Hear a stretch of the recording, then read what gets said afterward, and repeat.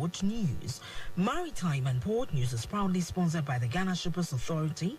They provide you with the best in all your shipping solutions. Contact them at the Shippers House in Accra.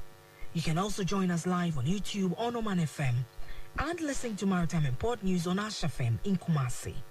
I am Nanesi Boateng in our stories.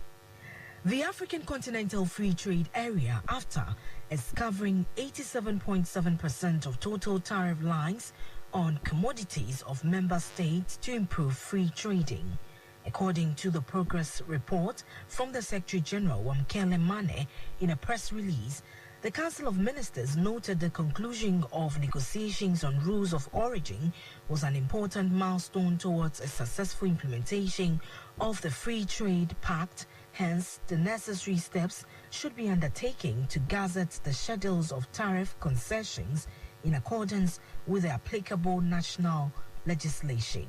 While negotiations are in an advanced stage of completion with 46 member states that have submitted their schedules of specific commitments, the Council of Ministers, however, has directed that the negotiations should be concluded by June 30th, 2022.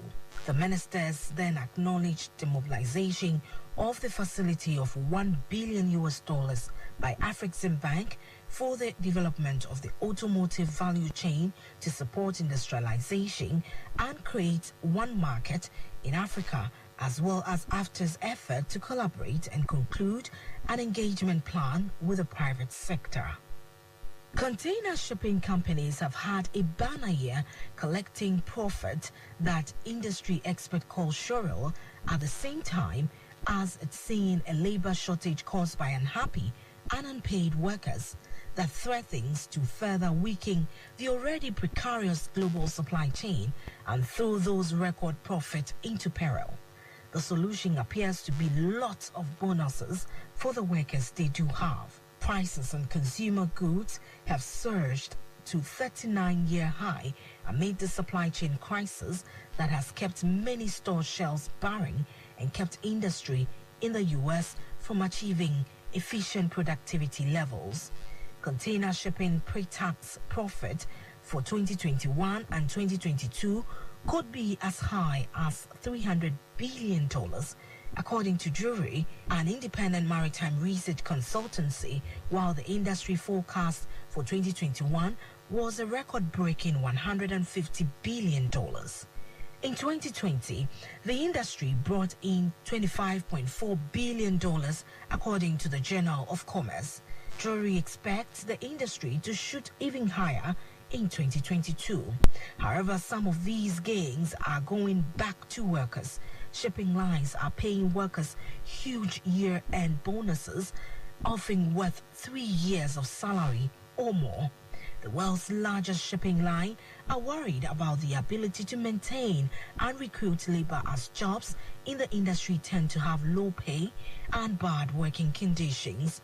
Employees on cargo ships, known as seafarers, are isolated at sea for months, often with 15-hour work days. Labor violations are common, and because there's been difficulty getting COVID-19 vaccines to seafarers, they are often denied entries at port and must remain on board even if they are docked. A recent survey by Standard Club found that seafarers' happiness reached new lows in 2021.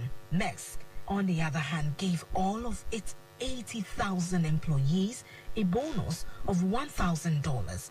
CMA-CGM, the French shipping company, awarded bonuses equivalent to 8 weeks' pay. In other stories, the board chair of the Ghana Shippers Authority, Madam Stella Wilson, says the Elubo Freight Park and its facilities could also serve as a revenue venture for the Jomoro Municipal Assembly if they practice the culture of regular maintenance. Madam Stella Wilson further called on the Elubo Freight Park Committee to ensure that the culture of regular maintenance is cultivated to promote longevity of the facility, even as the community around the Elubo market will also have a direct access to the facility. She made this statement in a keynote address as she commissioned the Elubo Freight Park in the Jomoro municipality. The facility includes a 20-female washroom, a 20-male washroom, dormitories to house the drivers, kitchen, sitting spaces, and truck car parks that could take 30 trailers at a time. Let's listen to her. I wish to first thank the board and management of Ghana Shippers Authority for the initiative in bringing this project into being as a corporate social responsibility. I also wish to commend the immediate past and current Municipal Chief Executive, Madam Louisa Iris Ade of the Jomoro District, and the staff for the effective collaboration and support towards the establishment of all this important facility. Mention must also be made to the invaluable contribution of the traditional authorities who are the custodians of the land for allowing the facility to be situated on their land. To the contractor, US Global Limited, and our consultants from the Ghana Port and Harbour Authority, I wish to express our appreciation for a good job done. For the security agencies also, I wish to say thank you. And pour nos frères de la Côte d'Ivoire, bonne arrivée et merci. I appreciate the presence of all our invited guests and stakeholders who have joined us this morning to witness this very important milestone. May the blessings of the Most High Almighty God be upon us all in our homeland, Ghana. You heard Madam Stella Wilson. She is the board chair of the Ghana Shippers Authority.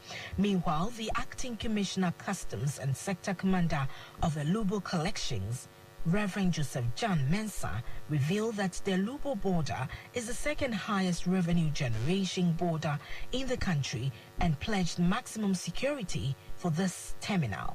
Let me say that this project has come in at a very, very crucial time.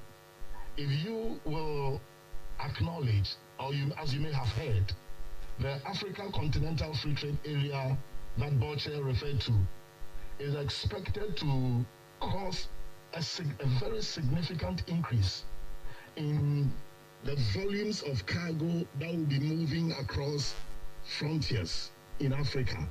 And for that reason, as I have told you already, a Lubo frontier or border happens to be second only to Aflao in terms of the volumes of cargo that are moving in and out. As we expect more cargo to come to Elubo as a result of the Africa Continental Free Trade Area, and as we await the opening of the border, because we are praying to God and we are hoping that it will not be too long before the border may be opened. You heard the acting commissioner, customs and sector commander of the Lubo Collections, Reverend Joseph John Mensah.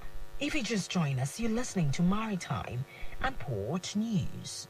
In our final story, a recent survey by the Standard Club found that seafarers' happiness reached new lows in 2021.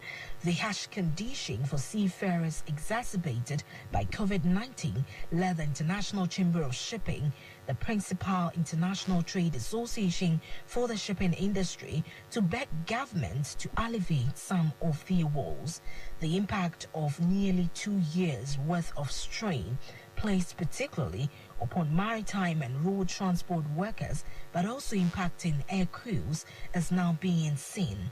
Their continued mistreatment is adding pressure on an already crumbling global supply chain. Transport heads wrote in a joint open letter to world leaders.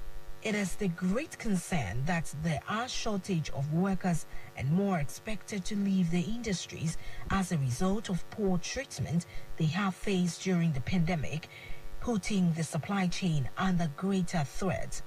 In the meantime, the world's largest shipping companies are attempting to mitigate job losses by passing on some of their pandemic profit to their workers through huge one-time bonuses.